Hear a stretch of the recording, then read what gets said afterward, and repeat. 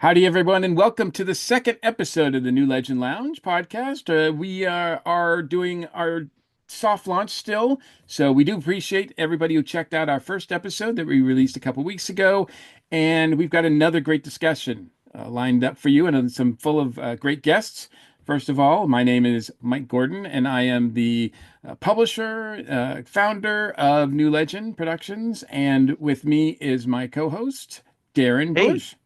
yes, I'm Darren M. Bush, sometimes known as the professor, and I am Mr. Michael Gordon's new sidekick, I guess, sort of something No, like not that. at all. Not even that's No? not how that's not the dynamic here. That's not what Oh, we're okay. going for. Oh, But okay. All right. we have got two lovely writers joining us.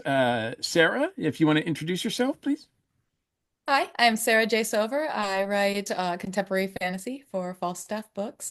I've got a comedic fantasy about drunk trolls robbing a bridge, and an urban fantasy series with book three is actually coming out right now. So, Wow. Excellent. Excellent. And Sean Taylor joins us as well. Hi, I'm Sean Taylor, like he just said. And yeah, I write for everything and everybody. It feels like I tend to still believe in that old Ray Bradbury and Kurt Vonnegut approach, where you don't write any epic series, you don't write any characters who recur from one book to another, and you jump from genre to genre like a 4-year-old on speed.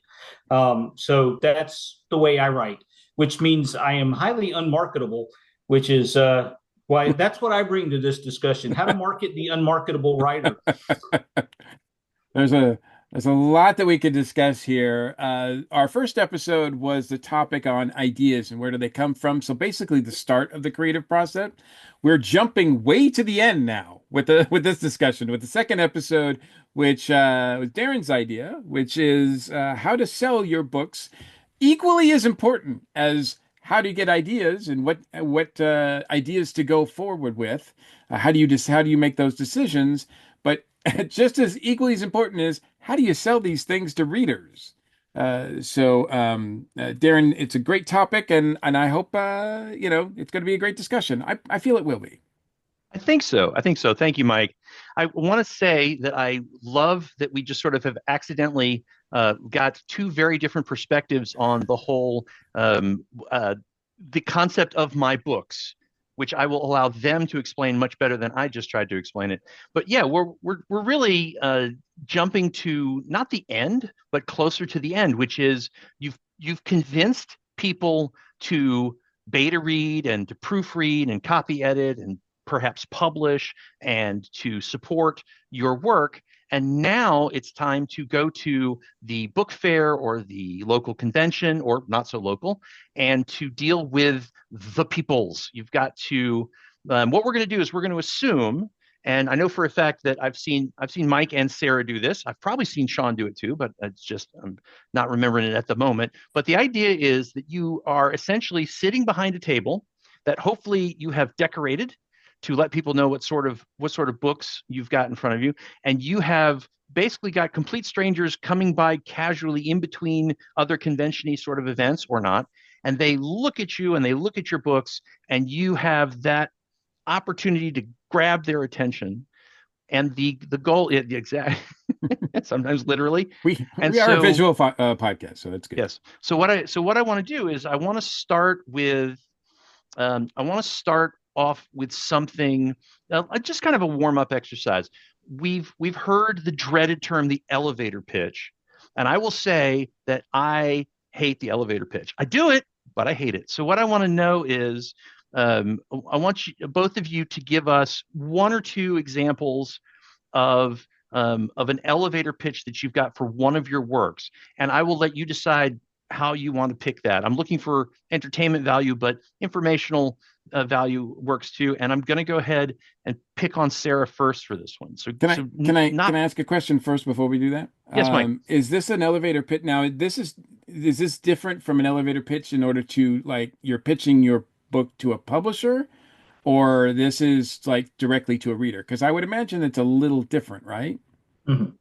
Well, let me say that when I asked that question, I didn't care which version we got because we're going to head back toward the customers. But what I would say is, and Sarah, we can start with you. Is when I started to ask that question and I said elevator pitch, do you have different elevator pitches for the same project, for the same book? I'm very ADHD and I have already forgotten the ones that I was throwing out there to the publishers. So, but um, the elevator pitches I have, they never come out the same way twice, really. Like there's similar veins, and I might accidentally trip on doing it the same way. But I, I mean, I kind of gauge who I'm talking to. And I adjust it a little bit, and I pick which book I'm going to pitch based on a lot of little micro observations that I make as somebody is approaching my table, or an agent in which I probably just wet myself, and so it's a very different pitch. But um, yeah, I would absolutely pitch it differently for an industry professional who is trying to figure out how they're going to market this book versus the person coming up to my table. My banner says "Not for everyone." It says Sarah J. Sover, "Not for everyone." And the first time my publisher saw that, he bust out laughing and said he's never seen more truth in advertising. Um, and so that being said, I'm looking for very specific people who are connecting with me. And because I'm looking for very specific people, I tend to also know who is around me, also selling their wares in case it's not my person, so that I know where to direct them to. So I have elevator pitches for everybody. But you want my elevator pitch, right? Is that what, are we still asking for my elevator pitch? That's Because I'm I kind of would like to deviating. hear an elevator pitch eventually, yes. And what I'm going to say, Sarah, is tell me if this helps or not. Me, aim one at me. Oh, okay. I know too much about you already. Well, I thought that was an easy one then. All right. A fairy godmother goes rogue to hunt down the serial killer who slaughtered her first princess. There we go. Okay, that's And then that's what I was looking for. yeah, I'll just do a hook first and I will wait and see the reaction. If it's Hmm. just kind of I'll be like, oh, okay, so do you like trolls? If it's, more of an engaged reaction, I'll go into like a more detailed. So that's why I say it's definitely different than how you would approach an industry professional, because an Hmm. industry professional, I'm gonna have like certain elements right there up front. Whereas a reader, I'm going to be like, here's a hook. Does it look like they're swimming around the bait or are they taking it? And then I'm going to adjust based on that reaction. Okay. So so that's what I get for trying to start with a simple one. I completely messed that up. So let me do this. We'll come back to that. I'm gonna make a note. What I want to know, Sean, from you is, do you have a version of an elevator pitch that you would like to throw out as an answer to that question? Yeah, I'll give you one that I'm actually going to be pitching toward agents, to give you a different, the non retailer, the non customer coming up, but actually one that, and this will be the first thing I'm probably done that I've pitched out to agents. And it is simply this: Jordan Baker from The Great Gatsby ends up solving mysteries and murders while on the golf tournaments, while she does golf tournaments. And it's a new thing I'm going to be writing called the Jordan Baker Mysteries. I just started it 2 weeks ago. So Excellent. I'm going to get a little off topic here, but I was at a convention at a panel and we were talking about, we came around to elevator pitches as part of the panel topic. And I was struggling to remember somebody else's elevator pitch. So I just went, it's Harry Potter, but it's underwater. And everyone in the mhm. audience went, oh, is that one of your books? And I went, no, guys, I just made that up off the top of my head. That's a terrible idea. And half the room went, no, that's a great idea. And I went, okay, all right. But it was just a throwaway line that apparently got their attention, which and speaking of getting their attention is really the point of this. Sarah brought up a very good point, which is, Sarah, what's a hook as compared to an elevator pitch? I mean, in my mind, a hook is something that is it's the bait. It's what well, no, it's the hook. It's not the bait. Um, it's something that is going to draw somebody in right away. So sometimes it's comps, sometimes it's, I'd say Ocean's 11 meets How I Met Your Mother with trolls. Sometimes it's comps like that, where it's like, Hmm. okay, well, if people like those things, then they would be interested in what I have to say next, but it doesn't actually tell you anything about the story. Um, Sometimes a hook does tell you the story, like the very short thing that I gave you before. It's going to be something really, really quick, and it's going to just be kind of it's my gauging interest line, as opposed to an elevator pitch where, especially an elevator pitch geared towards agents or publishers, where they want to know where this would sit on a shelf if they were going to get it in bookstores for you. They want to know, they want to get a good sense of what the genre is. They want the stakes and, maybe even a little bit of character in there, without hearing a monologue. So the elevator pitch as a concept is going to be a little bit more difficult to navigate, Mhm. Hmm. especially if you're long-winded, which most writers are. So, I've heard that. I've heard that. Yeah. So, so Sean, do you have any hooks that you'd be willing to share with us? Um, for me, if I'm dealing directly, let's say like the way the question was phrased kind of at the beginning with you're at a con and you've got a reader coming up. Yep. My hook has always been here, take a look at this. If this first sentence doesn't grab you, I failed. And people respond to that. I used to have a sheet that I just printed up with just the first opening paragraphs from about 10 stories. It was a front back sheet. And I'd said, don't buy a book from me today. Just take this and read it. Come back and buy the one you want tomorrow. And every time they would come back because something in that paragraph made them go, oh, I want to read more. Right. And so for that, but now if I'm dealing with somebody like literally on an elevator, I don't obviously have that thing to do. And when I was working with IDW and some of the other comics publishers, they always wanted more of that comparison, like Sarah was talking about. It's like this meets this, and I was horrible at that stuff because I don't want my stuff to sound like it's a derivative, but that's the way I called myself the unmarketable writer because I don't like all that stuff that fits into easy marketing. It just doesn't feel right to me. Like, how would I pitch Vonnegut? Well, it's kind of like sci-fi, but it's also really philosophical. But don't get attached to any of the characters because nobody means anything to the story. Like, how do you that? Yeah, that's a sale. That's a bestseller right there, right? So for me, you know, um, so for me, it always has to come down to whatever the book is. It's always got to be specific to the book, Hmm. And each one is different. Like Sarah said, it's this has always been to me it's an irksome area because people want it and it's quick and it's easy but I don't write that way. And so it's hard to take something I've written and sort of redefine it as this meets this. But like I said, when I was working for IDW, they wanted to know, when they would ask me, hey, send me your pitch for whatever. And I'm like, well, it's like, X-Files meets, Karma Chameleon at a club in Los Angeles. And they're like, what the hell does that mean? And I'm like, I don't know either, but you asked me to compare it to something. So yeah, I think it's a little different. Like if you have that hook for me, like I say, the hook for me is the story itself. Where if I start the Hmm. story and it doesn't hook you, but you don't get that in a marketing ad, right? You don't get that on a thing. So I have to actually get a book in somebody's hand for that hook to work. So I have to. It's something I've had to learn. Like the Jordan Baker thing. That's the best hook I've had in a while because Baker's got legs, no pun intended. But she's a character people know, so I can reference that. I can say solves mysteries, murder, while she's on a golf tour. And there's something that's already connecting to people there without having to say, oh, it's like the Great Gatsby meets Miss Marple, because that would just drive me up the wall to compare it that way. But yeah, that's my take on it. It's always been a tough thing for me, this elevator pitch idea, because the stories are so much more personal to me than that. And that's just a difficult way to just compare things. It's like taking two things that don't necessarily relate and pulling them Hmm. together and making a new kind of mashed potatoes out of something that doesn't have potatoes in it. Yeah.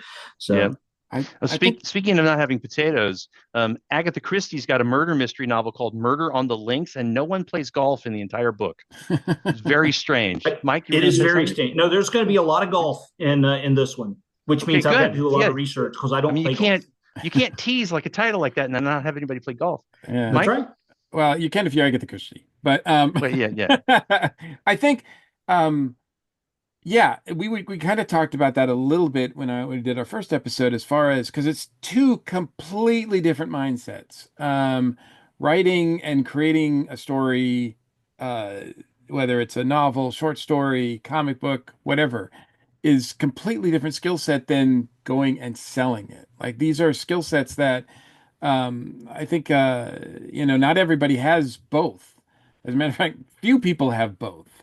And it's really difficult. I know certain writers feel like it's not their job to sell their books. It's their job to write their books. And it's the publisher's job. And then if you're self-publishing, obviously, then it's your job as well, to do both. And in this market, it seems like the way things are today, it seems like more people are sold by the person creating it than it is the actual thing itself, the story itself. You're actually Mm-hmm. selling when you're selling, you're not so much selling your books when you go to these things, you're online, you're selling yourself and hoping that people like, I like that guy, I'll support him, I'll buy his book, rather than I Mike, really like that story. I was gonna say, I think you're dead on right there, and it's particularly even more that way if you're dealing with like collections, short story collections. Like I don't have a single novel to my name at this point. They're all novellas and short story collections, and even a book of political poetry. Go figure. But so I have to sell them on the heavy concept and the writer, which is why those story openings worked the way they did, right? If I can sell you on the words themselves, you're going to come back because you're interested in the story. And that's where like the back cover type of copy, that kind of pitch is far more important to me as a writer, where I can say, hey, this collection has a time traveling woman hell bent on finally getting a revenge on her cheating husband, a goddess who needs to learn that really she's only human after all, those kind of things to sell the collection rather than, you know, than the actual like trying to pitch the whole novel at once kind of deal. Yeah, Right. and that leads back to what I do with in this discussion more than not is one of the things that I am is in Atlanta. I help run a lot of conventions, do a lot of programming, create a lot of panels, get authors to come and be excited about the panel topic, get the audience excited about. There's a bunch of authors that they want to hear talk, and I'm gonna give away a little trade secret here. It's not a secret. I actually had a young lady who was going to sit on a panel come to me and go, "Look, I mention that I have a book for sale here today?" And I was like, "Yeah, that's why you're here. That's why you're on the panel." Like, I hate to be, it's not a cynical thing. It's not a materialistic thing. It's just this, the reality is we are creating an opportunity. Con runners are creating an opportunity for authors to sell themselves, as Sean was saying, to a new audience. So you are absolutely encouraged to talk about, especially on a panel about writing or being an author, to talk about how this is how I author. And when, by the way, I have books that it's part of that, it's part of that trade-off, it's part of that relationship that I think is incredibly important. I have a whole shelf of books behind me back here that are books that I bought because I have a friend who wrote a book, or I met somebody on a panel who wrote a book, and I liked them and I wanted to read what they thought was worth putting into a novel. There's absolutely a relationship between the person the author is and the book that they write. Now, that doesn't mean that every single bit of every book comes directly out of, the personality of that author. That's not the way it works. No, right. But it No. is, but there is a correlation between somebody who you find funny in person and someone who the comedy in their books makes sense to you, and you like to laugh at their jokes in person and in their fiction. There is a correlation there. It's not for one for one, but it exists. I have Speaking run of, go sorry, I ahead, just Mike. on that note though, I have run across authors, writers who go to shows, cons, and they're set up and they have a table and they refuse to participate. They do not want to participate in panels because they think that takes them away from their table. The only time And I sell books is if I do panels. I do see, panels I like think following that's that public. Amen. right. That's one thing I wanted to make clear to people who are watching or listening to us that are like, is it conducive? If anytime I'm not at my table, I'm not selling, right? And it's like, no, you're selling all the time, right? So, Mm-hmm. and and if you're going to a panel, people are going, you Right. hope that people are going to be there. And if a con gives you the opportunity to pitch a panel, pitch it. pitch the panel. The con I went to this past weekend, I pitched 3 panels. They gave me all of them, and every one of them, somebody came back and bought my book because I pitched panels based on what I had written, and Mm-hmm. it was wonderful. I have And the I opposite want to, problem. I'm never at my table. People try to find me. They have to stalk me to buy my book. I have to split yeah. tables with people. I mean, that's how I got Sarah's first book, was stalking. There was stalking involved. The one thing I will say, and this is really not getting off topic, because it is part of the selling yourself at a show, right? Whether it's a book festival or a convention. One of the things I would recommend is, if you are going to have lunch in the restaurant in the hotel where you're doing a convention, you are still on stage. Mm-hmm. I know that a lot of us, me included, we got to go hide in our room for a little bit and just go, oh, everybody just leave me alone for a few minutes. But if you are in public, in the hallway, walking between things in the convention, you're still selling yourself. I've seen authors sort of go, "No, I'm off the clock." Like, no, you're not. I travel with my own toaster and my own coffee maker because I don't want to have to put on makeup to go down to the lobby to get things. Because as soon as I step out of that room, I am now working. Um, Yeah. Yeah, but See, and absolutely. I'll stay out all the time. I love interacting with people. I am not the introverted author at all. I am the author who wants to get out and just talk to everybody. And and it takes both kinds, obviously, to make cons work. But yeah, I'm the author. You have to shut up. but you hit on something there, which is so you've been talking about all the marketing and how you have to kind of market as an author now. And the thing is, and conventions are a form of marketing, and what we're doing right now is a form of marketing. Um, Absolutely. But um, there are so many different ways to market books.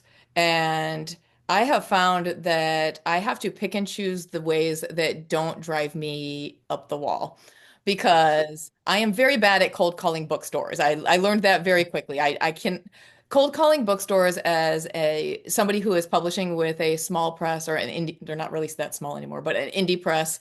Um, it's or if you're self-publishing, you're lining yourself up to just have rocks thrown at you. And I can't do that. I like the convention atmosphere where when I talk, people are like, "Oh, you're awesome." I'm like, "I know, so are you." Like that's where I thrive. I thrive in that environment. But there are so many different ways. There's different ways of even just talking with Sean and I have completely different approaches to how we do our pitches. Hmm. There's there's no right or wrong way. Right. I've seen lots of different people succeed in ways that I could never succeed. Um, I watch Bob Magoo. Do you know Bob? We do. Yes. Okay. Watch Bob sit at his table. It's a thing of brilliance. It's amazing. He can reel people in who had no interest in meth wizards at all. And now they're like lining up and buying his books. And I don't have the ability to kind of cast out and pull people in. But once people are talking to me, I am very good at connecting with people. So you Mm-hmm. kind of find the things that work for you and lean into them. And Mm-hmm. for me, I love the conventions. I love connections. I love personal connection. I'm not so much the cold calling, and I'm not the sit at my table and, oh, if you walk through Author's Alley, you'll meet all kinds. You'll meet people who you can talk to for hours, and you'll meet people that you're going, don't talk to me because they're going, Mm-hmm. excuse me, do you want to read books? Do you like to read books? And you're Yep. like, Yep. yeah, that's Yeah. why. Um, Yeah, for me, it gets down to networking. You're talking about the various ways you do it, and the networking. I can network at a con. I network outside of a con. I networked. I was at an event yesterday, and got to meet somebody who was in charge of a county's worth of libraries, and was interested. And I'm like, hey, do you all do signings? Yeah, give me your information. So suddenly, like, I'm not going to cold call that person like Sarah says, but if I meet them and we talk and they go, hey, this was pretty interesting. I like your book. I bought a copy enough that, I liked it enough to buy it. Yeah, send me some more information. I'll try to get you hooked up to do some signings or maybe some panel type things at libraries. I'm like, that's good because libraries, you can sell books at libraries, right? And so it's all about that network. And that's something that y'all had Bobby last time, didn't you? Was he on here? I can't Yeah. remember. He was on Bobby the first Nash. episode. Yep. Yeah, and that's something that I learned from Bobby early on was your network is built of everybody, right? A lot of authors, they just have authors in their network. They don't have publishers. They don't have librarians in their network. They don't have county people for libraries. Your network is all of those people. And that is another aspect of marketing, that you're not just marketing yourself to the end user or to a publisher, but if you're going to sell your books, you're marketing yourself to anybody who can get you out there, that provides an opportunity for you to see the end user. And that is what is so important. And too many writers that I meet, particularly new writers who are kind of doing this, going solo with the self-publishing route, and they haven't really talked to other writers, or maybe they're just doing their first or second con, that kind of thing. They haven't been taught how to build a network. And I think that if you don't have a good network, you don't have a good opportunity for sales. I would say that straight out. No good network, no good opportunity for sales. You've got to spend time building your network. And a lot of authors see other authors as competition. And it's like, Yeah. I sell so many more books because of the community that I have with other authors. Like I said, I do. I know pictures of the people around me at if I am at my table. If you can find me, I can tell you, and you tell me what you like to read. I can point you in the right direction in Author's Alley of, 3 different people who write this type of stuff that you like, even if it's not what I'm doing. And they do the same for me. So like Right. it's just that community and that networking is invaluable. My whole blog is based on that. The idea that let's commingle our networks and get freaky, because you're going to reach people that I don't. I'm going to reach people that you don't. So let's do interviews on each other's blogs or websites. Why don't you come in and do this roundtable that I'm doing for this blog, and we'll talk about writing characters, or we'll talk about marketing. And then next time you do something, I'll come into your blog and we'll do it. Let's share this stuff. The whole point is networking is not a selfish thing. It's not, what can you do to help me? Because that's the best way to find yourself kicked out of a network. It is, what can we do to help each other? And that's where I think the strengths of a good network lie. Sometimes they're different things. Like I'm terrible with newsletters, but if you're friends with me at a con and I know your catalog, I will bring people over to you forcibly. So like you don't have to do it all as a writer. It feels like you have to do it all, and it's intimidating. You don't have to do every single aspect of marketing. You can pick the things that you excel at or that make you happy, and Right. then bring that to the table, and then have your friends who you might have somebody who's really good with, putting out newsletters every month or every week or whatever. But Well, I want to clarify something, and Sarah, you beat me to this, which is my experience of the author community, at least the one that I'm associated with here in Atlanta, Georgia, mostly. With a couple of exceptions, this has been a very open, welcoming, sharing community. Mm-hmm. I mean, everybody reaches for the Bobby Nash card because everyone has the Bobby Nash card because he won't stop helping us with our writing, right? It's sort of there's a gentleman by the name of Jim Moore who is famous for going around and smacking people on the shoulder and going, "Why aren't you writing?" And that's his sort of like slightly violent version of trying to be supportive. That was his version of that.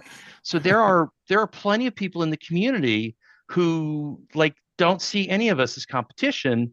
This is essentially a community of writers. Again, there's always exceptions, but one of the things I want to ask you about this community is, how do you feel about suggesting to someone who isn't comfortable with their hook, their sales to a customer, their elevator pitch, any of that stuff? How do you feel about a writer coming to you and going, "Sarah, Sean, Mike, you guys have done this before. Can I try the sales pitch on you?" I got a thumbs up. I get thumbs up, everybody. Mm-hmm. So yeah, that's my. Let's do it. Yeah, that's my experience. Is if I went up to, I could name 60 authors that if I went up to them and said, "Can I just practice this elevator pitch on you?" They would go, "Oh yeah, absolutely." And most of them would preface it by telling me the story of how they had a traumatic experience with an elevator pitch that didn't go well. And I'm like, I reserved 25 minutes for this one elevator pitch. So you take your time, you tell that story because you're doing me a favor. Yeah. Absolutely. So I want to pick on Mike for a second here. We'll call this the halftime show. I want to pick on Mike because Mike has comic books and anthologies and things. Mike, what about your answer to the question of like, what's your favorite version of a hook or an elevator pitch from one of your products? Uh, I don't know if I have a favorite. I mean, I don't have, it's just it's sort of whatever the market that I'm at will sort of look to. Hmm. Um, if I'm at, it's interesting. If I'm at, the biggest book that I have probably that I've sold the most of is my books on my comic Tiki Zombie, which has been around for over 10 years. And thank you. But I will tell you that it's a different, I have a different approach every time I go to sell it. It's the same book, but it's a different approach. I have gone Mhm. to comic book shows and said, "Hey, this is a comic that has zombies and tiki bars in it." And people are like, "Oh, that's a novel idea. We don't see that usually at zombies, yes, but tiki bars not so much in comics, right?" Whereas if I go to a tiki convention, a tiki event, I will have, I'll be like, "Hey, this is a comic with tiki in it and zombies," and they'll be like, "Oh, we don't usually see comics a lot." So it all depends on the audience, and with mixed success. I will say that generally speaking, it's easier to get comic people to buy a book with tiki bars and zombies in it than it is for tiki patrons who are interested in drinking to buy a comic book. You have to get So them drunk sometimes enough you have to work first, a little right? harder. Hmm? What's You have that? to get them drunk enough first. Yeah, that's yeah, which Can is we not terribly difficult, but can we endorse that with every purchase of a comic book you get a glass of rum? You can't do that. I That's not mean, okay. if there's been some times where I've I used to set up my table so that it looked like a tiki bar, and there were so many people that would come up and be disappointed that there wasn't actually like booze for sale. That Oh. I was like, maybe I need to rethink this. Yes, I think in the industry we call that too on the nose. Yeah, exactly, Yes, exactly. your marketing was too successful. Um, Excellent. So thank you, Mike. So let's do this. I'm gonna put Sean on the spot here, and well, that just means you get to go first. Don't panic. Oh, okay. What I want to go back to is the actual experience with the customer. You have a table set up. You're sitting at your table, right? Right, like it's one of those 3 minutes that Sarah's sitting at her table, and your customer comes up and they absolutely are looking at your stuff that's on the table in front of them, books, collections, anthologies, whatever it is. Walk me through that first interaction with the customer. I used to always ask, "What do you like to read?" Because my stuff is so varied, right? And then they say, "Oh, I read sci-fi," and they go, "Oh, well, you might enjoy this one," right? But I've learned now to wait, to embrace that moment of silence, let the silence happen, see what grabs their eye. What book do they kind of notice? What book do they maybe pick up? Then I go from there and can start talking about it. If they grab "Show Me a Hero," I'll go, "Hey, have you it seems like you like superheroes. Have you ever read a literary take on superheroes?" And they're like, "No, what does that mean?" And I'll go, "Well, I'm glad you asked. Embrace the question as well, right?" So then you answer the question by saying, "Well, it's all based in F. Scott Fitzgerald's idea that if you show me a hero, I'll write you a tragedy. These things they don't end happy because and then I explain that as a lit major and an English teacher that I don't believe that people learn anything from happy endings. They never have. That's why all the classic lit is all like ambivalent or bittersweet at best endings. Like, Gatsby has to die or else that story doesn't mean anything, right? And I think that the Spoiler alert best for Gatsby. stories, yeah, spoiler alert. Yeah, if you don't How know that one already, is I've got that a book couple of 90 years Hemingway old yet? novels I can run by you too if you need to know the endings. A Farewell to Arms, they say goodbye. Um, It's in the title. I think literature shows us that, right? And even genre literature, it exposes those little things. So I explain that to people, and people who are like, they're just coming from, "Oh, I like Superman stories." They're not going to be for that. They're not going to go for that book. And I know to stop talking about it and find out. Well, then maybe I can point them to a pulp book, right? Because that's going to have the kind of endings they're looking for, more of an adventure story. But yeah, but a lot of people respond to that because it is something different. They go, "Oh, I never thought about that." But let them guide you with that silence, and then feel free to move in a different direction if they do. continue to try to push a book on them that clearly they go, oh, no, no, no, I don't like sad endings. I'm like, well, you wouldn't like this. But this one, that kind of thing, be ready to pivot.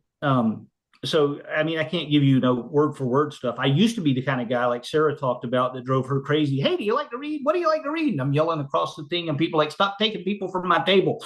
And I learned real quick that's a good way to get on everybody's PO'd list.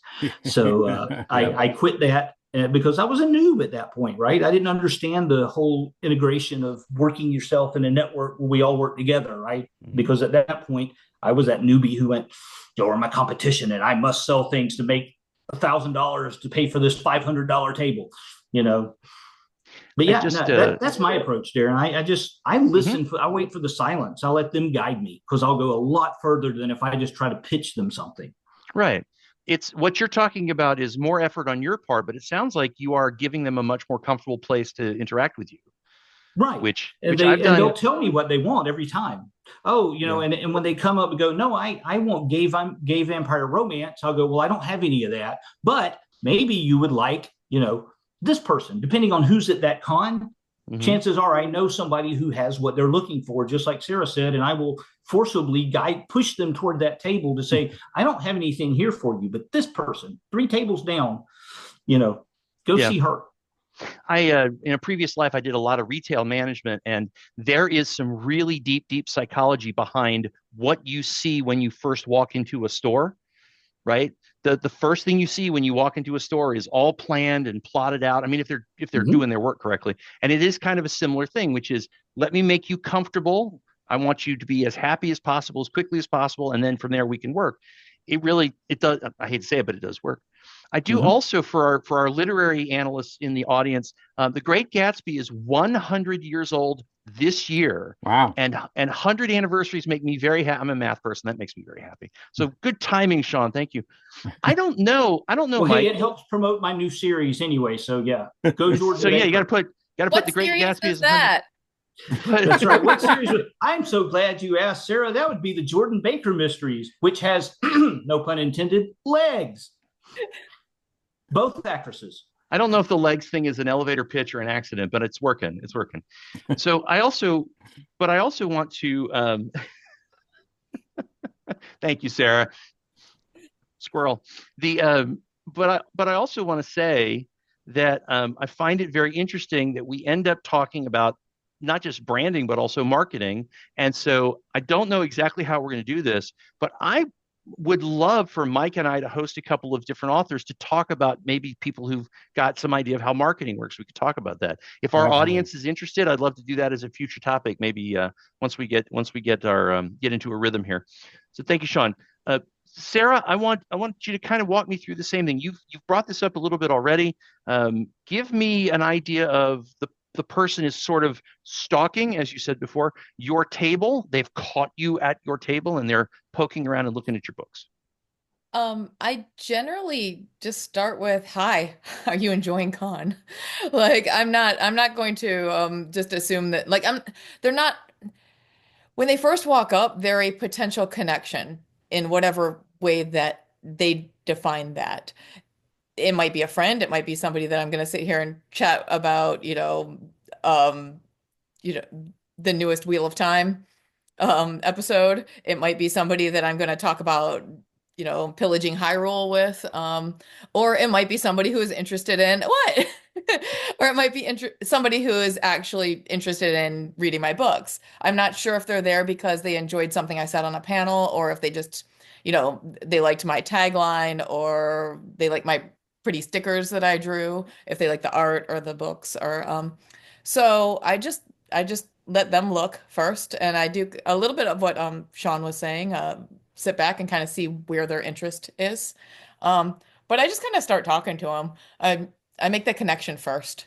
And if it seems like they're serious about, and sometimes people will be like, what's this about? And I'm like, oh, you want the pitch? Sometimes I'll even ask them if they pick up my books and they're looking. I'm like, do you want to look, or do you want to hear the spiel? And I just kind of humanize myself a little bit. I tend to be a pretty authentic person, and that seems to work for me at my tables. So I just do that because it's easiest. Easiest just to be me. Don't really know I how to can be verify anything. that. I Mhm. don't really know how to be anything else. So yeah, they walk up. I say, hi, you having a good time? They'll say, oh yeah, whatever. And if they're still looking, a lot of times they're very awkward looking through your things. So the Mhm. more at ease you can put them, like you were saying with the department stores, and the more Mhm. at ease they are, the more likely they are to buy something, or at least I want them to have a good time too. I'm usually there as a guest. I'm on programming. I want them to leave the convention with a sense of, you know, happiness, I guess. Mhm. Mhm. Um, so it's not always the sell this book right now mentality for Right. me. And so, other people are different. Other people might have a stronger what's the word? The higher pressure uh Mhm. approach, and it might work for them. I've seen a lot of different approaches work. I've seen approaches work that I wouldn't ever want, like I'd never want to be that person, but I've seen it work. Like, and I'm going, why? How? Come on. But I've experienced those as well, and they can be quite ugly at times, and Yeah. people are sometimes I mean are too aggressive. yeah, I was at a comic show once, and I was across from this guy who had a self-published book called Everybody Dies.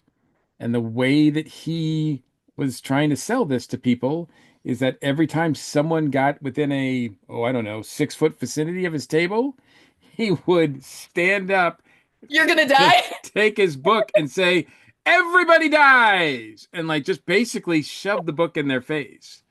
And I mean that I can't imagine anything more aggressive than that. And yet it worked. I mean, he did sell books. I don't know if he sold as many as I did. We didn't really compare notes or anything, but I was just like, I mean, that sort of thing puts me off. And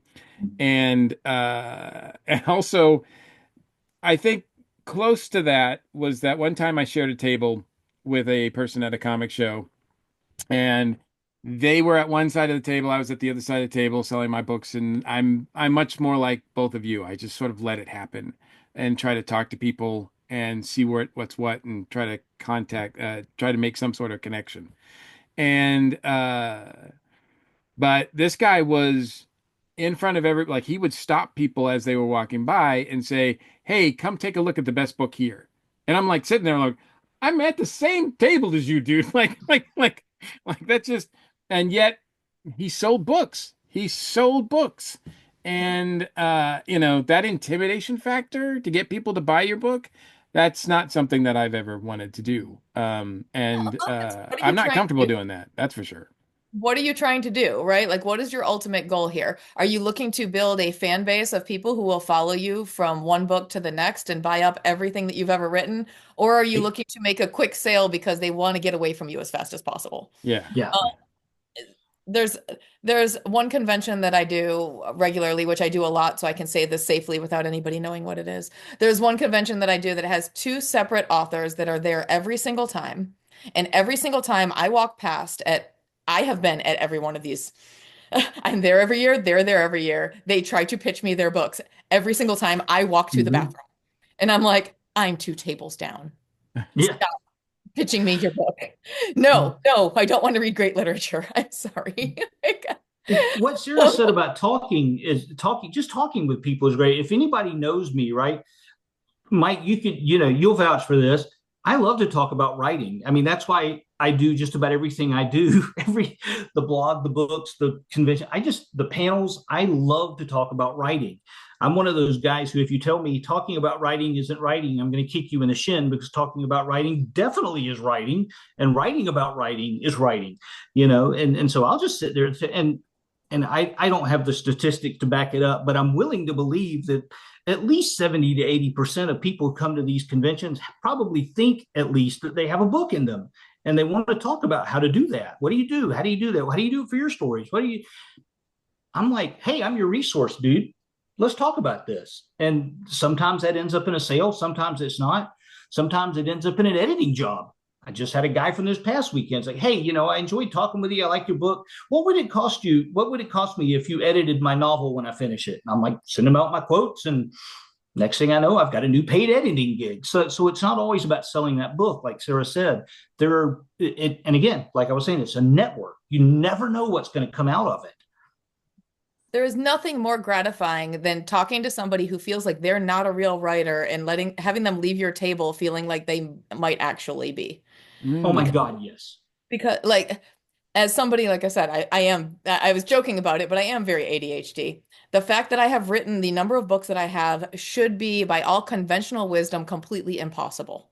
Like I don't follow any of the traditional advice about, oh, if you're not writing every day, you're not okay. I don't write for like 6 months at a time because I am outside grading my yard.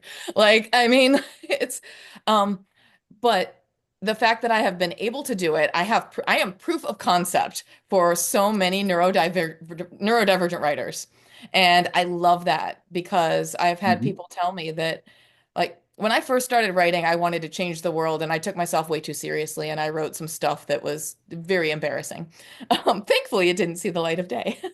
Um, if I die, nobody go through the boxes in my closet, please. But I wanted to do something, I wanted to impact people in a certain way. And then my debut novel is a ridiculous, uh, it's a troll heist. And it shouldn't, but affect anybody in any positive way other than, okay, is that another fart joke? Wait, is that social satire? Like, it's not, it's ridiculous. However, in talking about writing, I ended up writing a Writer's Digest article about how to reach your goals as a neurodivergent writer, and how you don't need to always follow every little bit of advice and you need to find what works for you and all that. And I have had more people write to me. I had fan mail come through Writer's Digest to me Mhm. because of that article, because I changed some stranger's life with that. And that is so much more important than a sale to me. Oh Like, yeah. that's amazing. Yes. Like, that is bucket list right there for me. Yeah. It's I've had a couple of moments like that with some of the stuff I've done at the sci-fi conventions, and it's an amazing moment to have somebody put you in that position where you have had an impact on their life. It's a Mhm. wonderful feeling. I can't even begin to compare that to, say, selling one book. Like, I imagine that's just not even, no competition. Right. Doesn't happen very often, but it's wonderful when it happens. I do want, before we start to run out of time here, I want to try something that I don't know how this is going to work for the two of you, but I want to go back to, if you can think back to when you only had one thing, right? You guys have talked about, well, what do you like to read? What are you interested in? What did they look at? What do they focus on? How do you get over that hurdle of, I only have the one book? So there is no, let me give you choices. Sarah, do you remember that? Yeah, oh yeah, very clearly. I was doing cons with Double Crossing the Bridge. It was not just one book. It was the most ridiculous book probably in Author's Alley at that time, half the time. Wait, no, no, Falstaff was there. Never mind. But but again, I Sean, found if you're I, listening, I found a very good home. Um, but I'm honestly, I loved debuting with such a ridiculous book because I couldn't take it personally if it wasn't their thing. And I really did reach out to the people around me and figure out who was writing other things because I know that what I do is not going to hit for everybody. And when I only had Double Crossing the Bridge, I knew for a fact that wasn't going to hit for like 80% of the people in any given space. Um, so it wasn't, first off, I'd split tables. So I always had a table mate because you don't need a 6 foot table for one book. Um, Second off, I would fill it with fun things. I'd do raffles. I'd have candy. I'd have, I started putting some of my art out just to fill out the table. Nobody buys my art. It's okay. It's okay. It was just there to look pretty. But it's not, I mean, if you're going to go into those kind of spaces, you have to, first off, you're not going to break even at doing a convention with one title.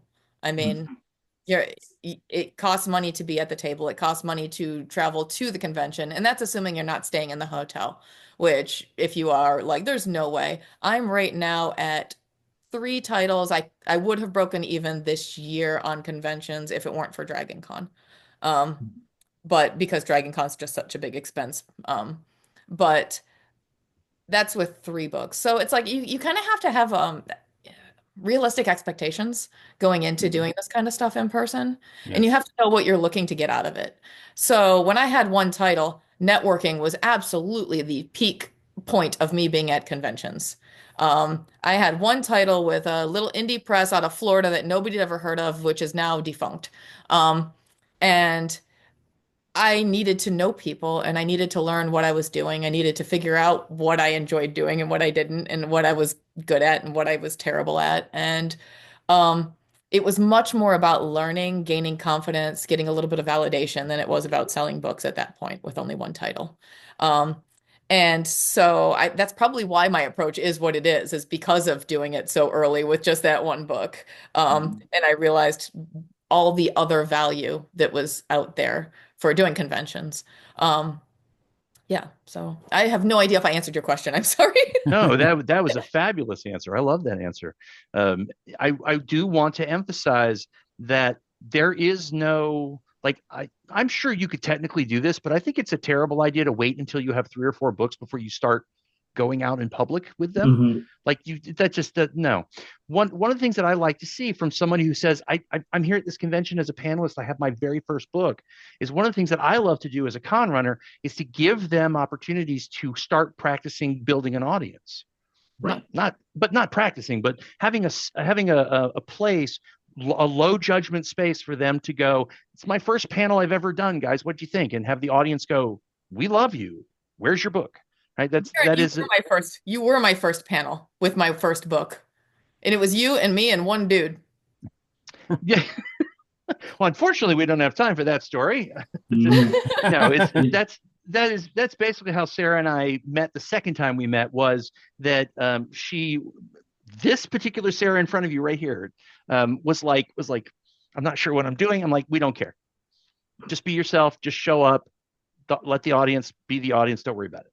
And so yes, that's part of the reason why I recommend that people get on panels and talk to people and be bad at it until you are good at it, because no one does this stuff naturally. You've got to learn it. Anyway, so that's one of my soapboxes. I want to give Sean a chance to answer a similar question. But Okay. you said earlier that you don't have if I heard you correctly, you said you don't have a novel. You have some anthologies, collections, novellas. How Mhm. do you deal And with a some? political poetry book. Oh Don't yes, I'm forget that one. sorry. Angry I political poetry. I apologize profusely for forgetting the political poetry book. Now you've got me. Now I'm interested in this book, and that's the whole point of this discussion. I So sold it at a sci-fi con. I couldn't figure out why that book sold at a sci-fi con, but it did. I Anyway, the sorry, carry on. I have no interest in getting into the crossover between sci-fi fans and politics. That's a non-issue for us. But what I wanted to ask was, like, Sarah's reaction is priceless. But what I want to ask, Sean, is you've got somebody at your table. Mhm. You have opened up with them and vice versa. They're interested in talking to you, though I'm an author, and they find out that you don't have any novels. Have you had to have that conversation with somebody about, well, just because it's not a novel? Not really. Typically, if somebody's looking for a novel and they come over and they ask about my books and we get to talking, we'll either get to talking about writing and they'll be like, well, I'm really into this. And then they'll move on, or I'll push them on to somebody who does have what they're looking for. Not push, but gently massage them that way. I'm not as forceful as Sarah. But yeah, usually it comes out more organically than me saying no novels. It comes out when they ask me about me as a writer, like, well, what do you write? And I'm like, well, I love to write short stories. I'm a big fan of Ray Bradbury, and some of my favorite writers were this person, so all this. Like, I love Hemingway, and I love the short stories. I love the stories of Dashiell Hammett as opposed to the novels. And people, so do you write short stories? Yeah, I prefer short stories, or I prefer novellas. Because they're more fun for me, And I said, I think it's an art form that we're losing as we move to epic novels and epic series and we don't have magazines to print them. And so we start talking about that kind of stuff, and people are like, oh, and either one of three things is going to happen. They're going to go, doesn't interest me, see ya. Or they're going to go, hey, I hadn't thought about that. and they'll start thumbing through. Maybe it leads to a sale, maybe it doesn't. It doesn't matter. The fact is they've opened their mind up to something new, or they're going to go, hey, that's awesome. I like short stories too. And they're going to go, which of these should I get? And they'll usually just ask me that outright. Well, which one of those should I get? And then I have to go, I don't know. What do you like to read? Because I don't know you, as well. But yeah, I don't find that the lack of a novel is really a drawback for me because I'm not trying to reach that person. I'm my target audience, my target reader is not the same person Sarah has, or even Bobby Nash has, or Michael Gordon has. I don't. We're not trying to reach the same person. When I find my person, that person is going to be drawn to what I have. I think it's always a lot more organic than it. We like to think of marketing as something that's like driven. It's we're standing up here and we're pushing that whatever it is, right? For me, marketing has always been more organic. People tend to find what they're looking for, and they'll keep looking until they find it. So I want to be there to offer an alternative to the Epic series and the whatever shifter romance or whatever those other things that are popular and marketable and selling and all those things, because there's somebody out there who's going, they're not really publishing anything I like anymore. And I'll go, gotcha. Here's the stuff that you're looking for, right? Somebody Mm-hmm. needs to be there with that stuff. And I'm that guy. But again, it makes it really hard to market in any kind of professional sense like that because I don't have a centralized hook for my stuff. My hook is, hi, I write everything, and that's a little vague. No, It it's is. not.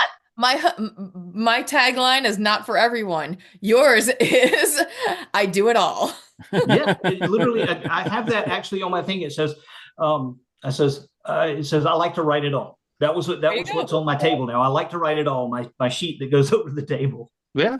I know You did people We're who definitely going to have to get you next to each other at a con. Oh, Your yeah. your Yeah. tables are going to have to be next to each other because that's a fun Make a message. note of that. Put them right next to each Absolutely. other. I have to say, Sean, that I really like your answer because I'm getting very close to having my 50th short story. So it is a lot of short stories, but yeah, I think that again, to get a little bit off topic, I think short stories are an art form that the mainstream doesn't really appreciate. But I don't think, well, here's the thing. I don't think people realize that when they watch a movie, a normal length movie, they're watching a short story. They're not watching a novel. Right. It is And they very won't hard to read turn short an stories entire unless it's novel into a Stephen movie. King. Pardon me? They don't read short stories unless it's in a Stephen King book anymore. The only way to sell a short story right now is to be Stephen King, and you can sell all kind of all kind of collections. But if you're not Or- Stephen King, Yeah. yeah, Or have Or- Netflix publish it as animation. yeah, One of my Which- one of my fantasy goals as a writer is to have one of my short stories on Love, Death, and Robots because Oh, those are there you all go. short stories. yep, So there is Absolutely. that. I want to start wrapping it up here. I want to ask you guys to go back to something we sort of touched on earlier, but I want to be real clear with this. Yeah, we're going to rewind a little bit. I'm going to pick on Sean first this time. How do you respond to my saying? I think one of the things that we established here is that you are trying to connect to a person who's might in the future read more of your stuff beside what you sell them on that day. The term recurring customer comes to mind here. How do you feel about that, Sean? I would say you're absolutely bad word that my mother would not allow right. Because that is exactly what it is. I'm not trying to sell a book. I'm trying to sell an author. And I think Mike said that earlier. I'm trying to sell, if you like my stuff, even if it started with the superhero stuff, you're probably going to like my horror stories because you like the way I write, and you like the way I think, and you like the themes that I write about. And you're probably going to like the pulp stories that I do because they're still written by the same person who has the same tone and blah, blah, blah, yada, yada, yada. But yeah, and I am desperate. I am never trying to sell one book. I'm always trying to sell the experience of reading that book and wanting to come back and get more from the person who wrote that. Sarah, how about you? I mean, that's the ultimate goal. That's what I love going to. I do some conventions in the Carolinas. And when I go there, I love it because if I have a new book out, I will have a handful of people that come that were waiting for that book. And that is like the coolest thing ever. I'm just like, oh. Especially if I don't recognize them. Like if I'm not like, oh yeah, you're that guy that's at all my panels, but no, if it's somebody that I've never seen, I'm sure I have seen them before because they probably picked it up at another convention, or sometimes they pick it up from John when I'm not there, and then they pick up Hmm. the first one, and then they come to me for the books 2 and 3 because they realize I'm going to be there, that is so cool, and that is the absolute goal. I wish that I could write faster because I do feel, and that's why, again, with the competition, it's like I can't write fast enough to feel like I am continuously putting stuff out from. I have a very small fan base, very small. There's like 3 of them. There are 3 people out there, and they are really waiting for the book that is coming out this week. Okay. Um, but that is the ultimate goal. That's what we're trying to do. I'm not trying to sell a book. I'm trying to make a career out of this. Mm-hmm. And yeah. Yep. And I will emphasize again, not to be a broken record, but the personal appearances, giving the presentations, doing the book readings and the book signings, being on a panel. I swear by the fact that if I like your personality and presence on a panel, and I'm not talking about how good of a public speaker you are, that's not what I'm talking about. If you are trying to connect to the audience authentically, I like that. And I find that I like your book if that's true, present company included. So that is, I think that's part of the branding, marketing, selling thing that a lot of people miss, or they think that maybe like it's cheating or it's too pushy. I'm like, no, no. The way to get an audience is to get in front of an audience. And I definitely think the 2 of you, even though you do it very differently, have given us really great, concrete, specific examples of how folks can choose to do that. And I also want to emphasize that we have, between the 4 of us, we have 4 different thought processes going. And that is just wonderful Hmm. because I don't want anyone who's starting on this process to think that there's a way that they have to do it. That Right. word have is not part of this. We The do being, it. Hang on. I'm sorry. go I'm ahead, sorry. Sarah. Um, you said we do it very differently. We do, but Hmm. we're all focused on authenticity and connection. And Right. there is a way to get out. Like I talked about Bob Magoo earlier. He's really great at pulling people in, but he is also very authentic in his connections. I kind of Mhm. wish he were here just to add that other kind of like. I mean, this dude put a sandwich board on him and said, read redneck meth wizard books or something, and with a beard, and stood on the corner of his small town Georgia street, and sold books that way. So he is very much out there like, read my books, read my books, read my books, but he does it also in a way that is very approachable and authentic, Hmm. Mhm. and it is magical, and I don't know how to do what he does. I wish I did. Because most of the time it's the other type of person that we were talking about earlier. But Yep. but but I do think authenticity is key with all of this. I think that's kind of the theme throughout it, even though Sean Yep. is very different than I am. We're both talking Right. about making these connections. And Yeah. that's, People and no, see you're through hype. right. You're right. You're both doing the same thing, but you do it in the specifics are different, but the heart of it is very similar. One thing I would say, I want to make sure that we're clear to our audience, is if you see an author really just tearing it up and doing something amazing, and Bob is a really good example of that. If you can't be authentic doing that thing, then it doesn't help you to borrow that thing from Bob or No. from Right. Hartness or from any of us. It doesn't Right. help if you inauthentically copy somebody. Yeah. That's the People opposite of tend what we're to saying. Yeah, people tend to want you to believe that marketing is hype, right? You hype something and people are interested. I found that the absolute opposite is true unless you're dealing with, like, big money type of marketing thing. If you're dealing with marketing the way we are, it's never about the hype. People see through hype. People that you're going to meet at your table, that you're going to see in your network, whatever, they don't care about the hype and they will see through it, and you will get kicked to the curb faster than whatever, if you are just hype and there's nothing to back that up. I think Sarah she nailed it. It's about authenticity. It's about being real with Mhm. people. Absolutely. And not to be that guy, but if you're caught wanting their wallet and not their personality to be involved, if you are acting like it's about profit as opposed to making connections with people through Mhm. your art form, then I think you're going to lose a lot of people. Mm-hmm. I really do. And I think you guys have established that pretty well here tonight. So Mike, anything I missed before we start shutting this down? No, it's been a great conversation, and I think Yep.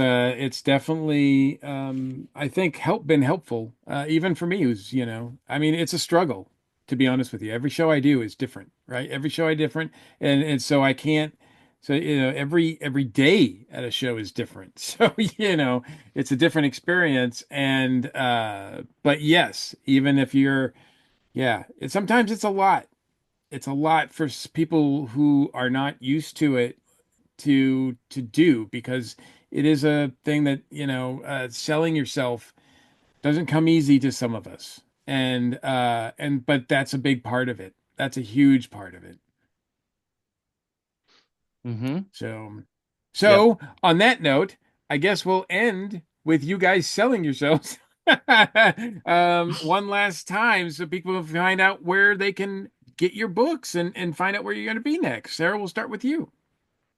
Okay, She's ready. I am ready.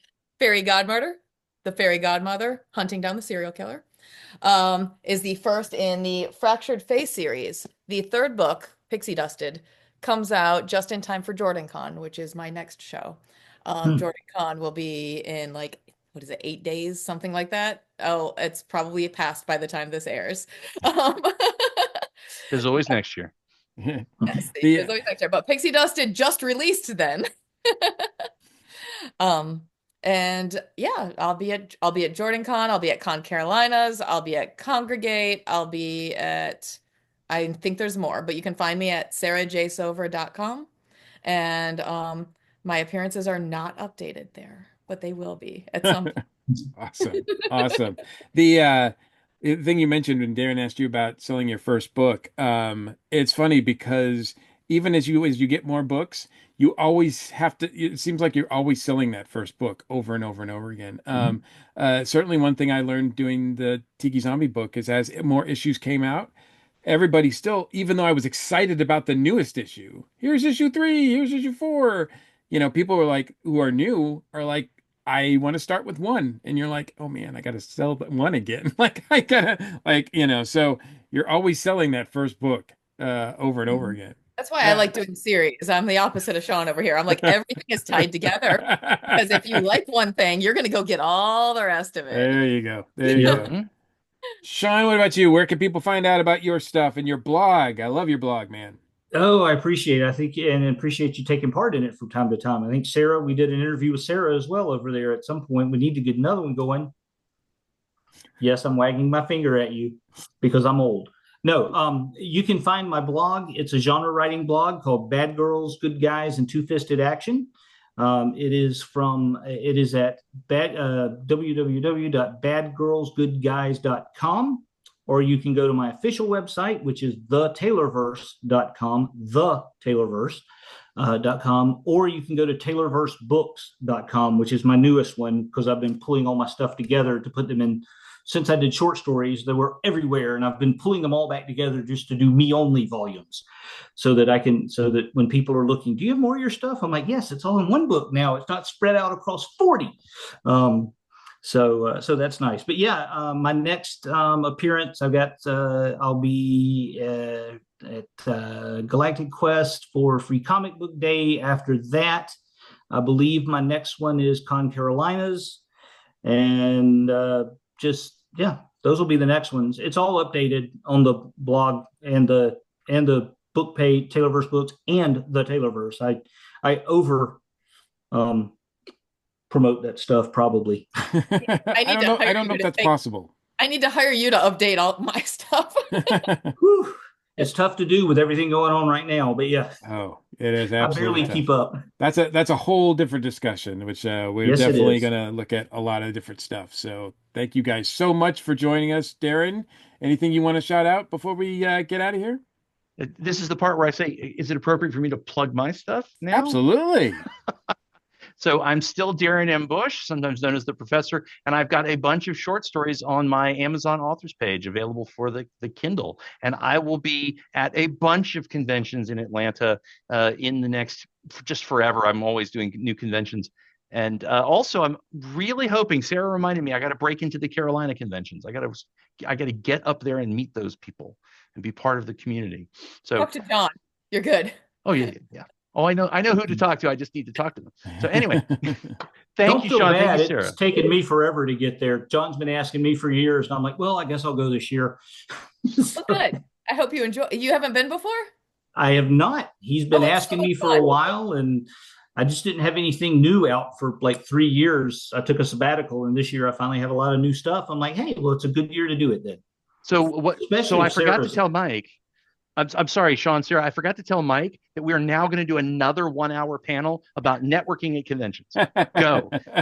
Not not right now. Not right Not now. right now. Not right now. We'll have to table that for a future episode. But and again, my name is Mike Gordon, and you can find me doing other podcasts, whether it's the Dragon Con Report, whether it's Earth Station Who, or reviewing episodes of the '60s Batman series with Bat Chums. And you can also check out all of my books and comics at newlegendproductions.com. So thank you so much for joining our discussion, and we look forward to your comments. And again, please be gentle because, again, this is still part of our soft launch, but we appreciate you guys. Thanks a lot for joining us. Cheers. Thank you.